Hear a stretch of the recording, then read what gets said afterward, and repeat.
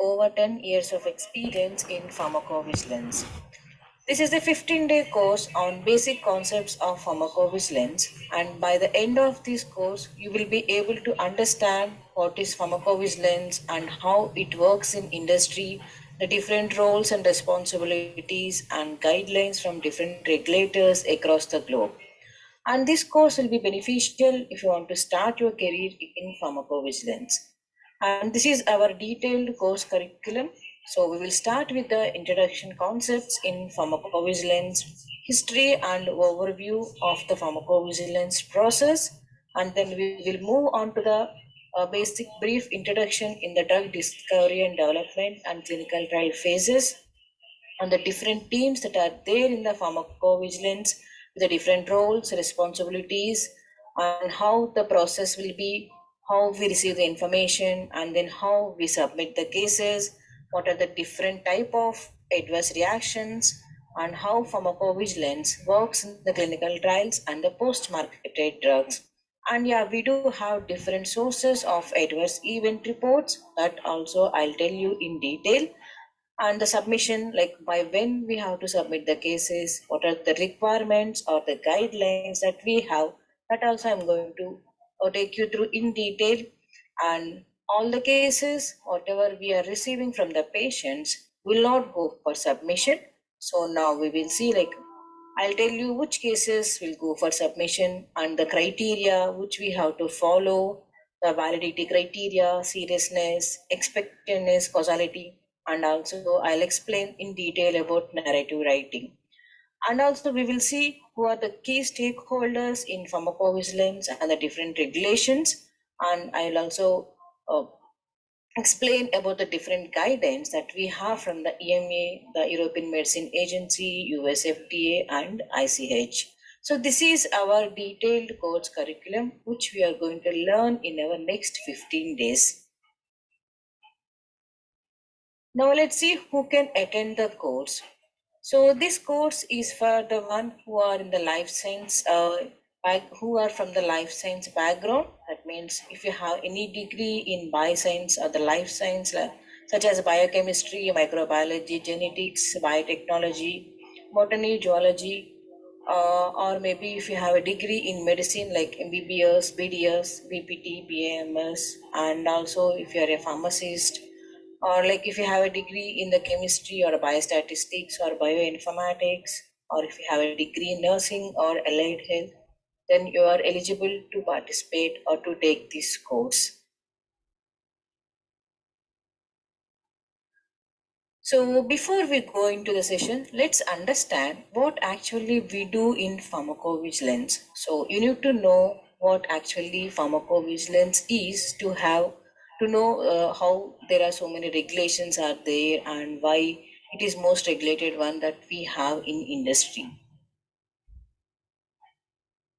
So everyone might have taken the medicine at some point of time, either for curing an illness or maybe as a preventative measure.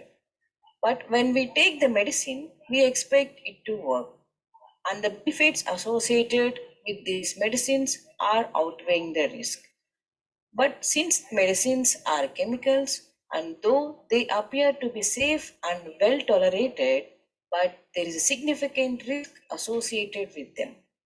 And because of the risk associated with the medicines, their benefit and risk balance can be disturbed when any serious problem is reported with their use.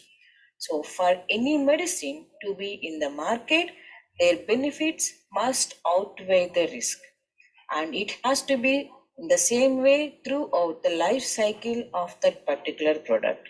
I mean, this balance should not get disturbed, and if there is any disturbance in the balance, or if there are any serious reaction that has after reported with any medicine, then there has to be some action needs to be taken care.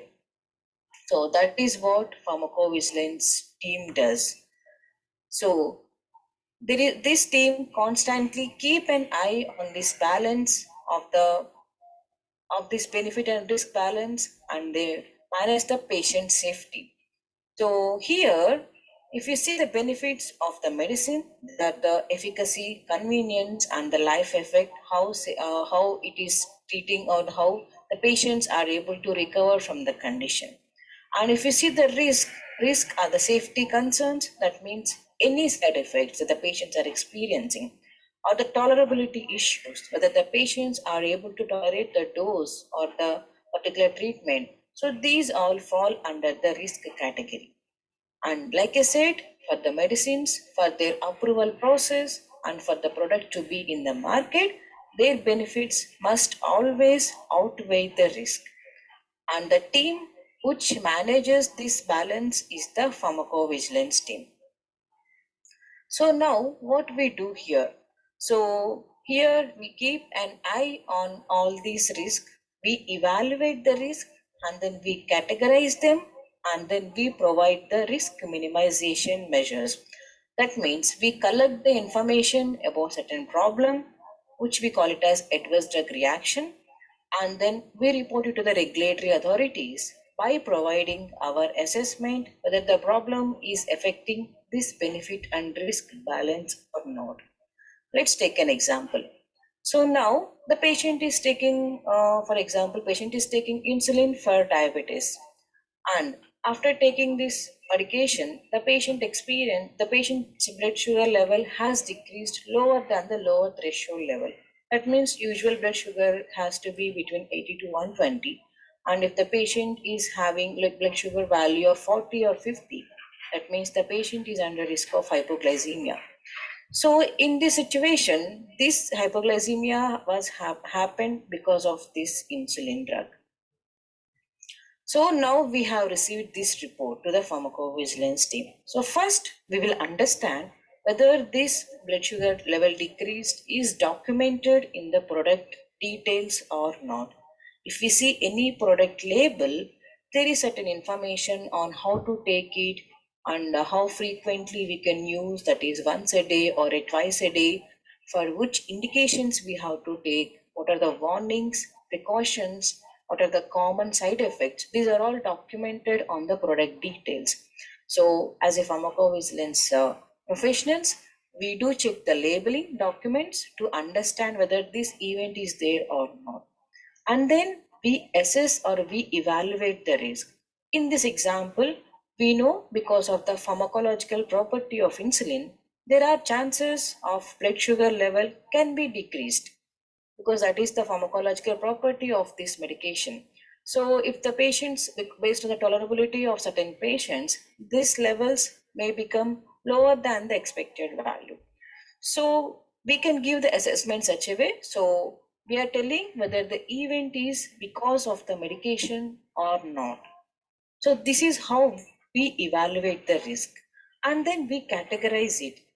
Categorization means we will tell whether it is a common event or a rare event or it's a very uncommon event or like very common event, like in how many patients this event can happen. So this is what we do here. And then the most important one, the pharmacovigilance team also provide the risk minimization measure. That means we know this is a risk associated with the medication. So maybe we can provide the risk minimization measure by stating in the same example, we can tell the patient has to undergo routine blood sugar monitoring or blood glucose monitoring test to know if the values are in a normal range or in hyper level or in hypo level. If it is in hypo level, then the insulin dose can be reduced. Like this, we can provide some risk minimization so that the patient cannot go into the hypoglycemic condition because of the drug. So the risk minimization measure will be different for each and every product depending on the risk that is associated with that product. So that is how we maintain this benefit and risk balance by providing the risk minimization that are associated with each and every product. And if there are any serious areas, or that is any serious adverse drug reactions are there, then some regulatory agencies may compel the manufacturers to include a major warning in the product details. That means They will ask us to update the product labeling documents so that the patients are aware of what they can expect from this particular product. Or maybe other regulatory authorities may require the medication to be withdrawn from the market. So it is completely depending on the regulatory authorities' response, how they want us to take the next action about the particular product. So, for example, there is this medication called rosiglitazone. It was withdrawn in most of the Europe countries and New Zealand and other countries, but it is still there in markets in Australia, Canada, and US. So that is why you can see few products are withdrawn in few markets, and for few countries the drug is still there in the market with certain warnings on how to use certain precautions whenever that medication is being taken care. That is why whenever anyone is taking a medication, one has to follow the instructions that are provided by the physician, and they have to strictly use the medication as per the information that was mentioned in the product details. So that is what we do in our pharmacovigilance. We collect the information about the side effect or the problem or adverse drug reaction that was happened to the patient, and we analyze the information, and then we provide our assessment, and we see whether it is affecting the benefit and risk balance of the medicine or not. If it is affecting, then we have to provide the risk minimization measures, and based on our information that we have provided, the regulatory authorities will take an action either on adding the warnings to the label, or maybe they can recall the drug from the market. And that's how important our role is.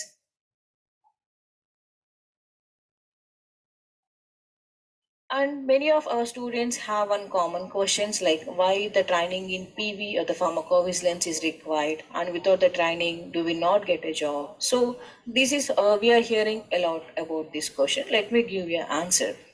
So out of all the industries that we have, the pharma industry is the most regulated one with many guidelines from different stakeholders across the globe. And the pharma companies must oblige to all these regulations to keep their products in market.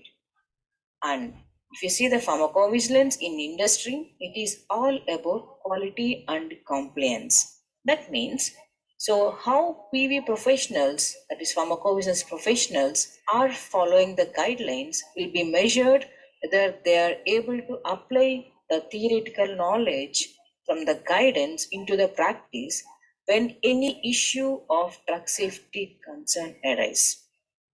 Okay, and also the good pharmacovigilance practice clearly emphasize the link between meeting regulatory quality standards and having adequately trained person. So, if you are trained in pharmacovigilance, then you will know what to do when you see a case report or the adverse drug reaction. That when you see, you can follow all the guidelines, which will further help in meeting quality standards from the authorities. That is why the training in pharmacovigilance is required. And even when you join any organization, they do they do conduct some tests to evaluate your knowledge in pharmacovigilance, and once you pass the test, then only you will be able to handle the patient reports, and all the exam, the certification results or the results whatever they are publishing, it will be documented, and it is auditable information as well. So, and all the regulatory authorities have clearly mentioned whoever is handling the patient reports must be trained in the pharmacovigilance processes. And coming to the career in the pharmacovigilance, so how it is going to be on pharmacovigilance? Like I said, the pharmacovigilance has different departments. So how the different roles and responsibilities of each and every department, that again I'll explain in the later sessions. For now, we will see how you can what are the different areas, or like how you can grow your career in the pharmacovigilance. So first, as a fresher, you will start your career as the truck safety associate.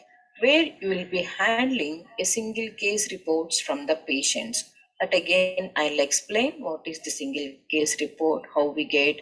After the again, we have multiple teams in the single case report, or we call it as ICSR case processing. That again, I'll explain in detail. But you will start your career at this level of drug safety associate. And in every team in our pharmacovigilance process, we will have two roles, one for the associate and one for the physician role. So physician role is only for the one who has the medical degree, especially the MBBS and MDs, only they can take that physician role, and other roles are for the everyone that like I have mentioned in the earlier slide. And once you have a minimum 2 years or like experience, and based on your interest, you can either to choose to be or you can be a quality reviewer or the subject matter expert, or you can take a part, or you can choose the role in aggregate reporting or in the signal management. And like I said, the roles and responsibilities, again, I'll explain in the next sessions.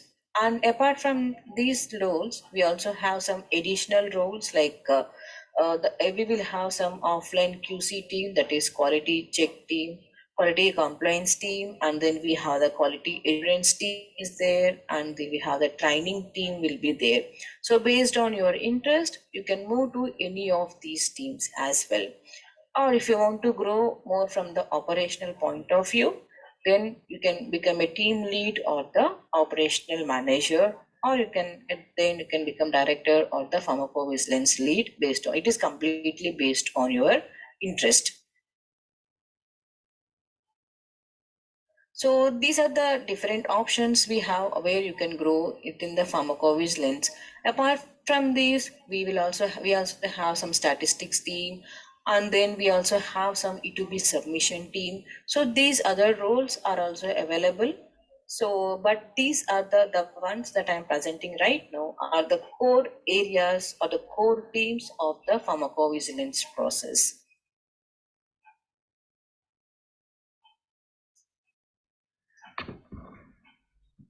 And yes, that is it.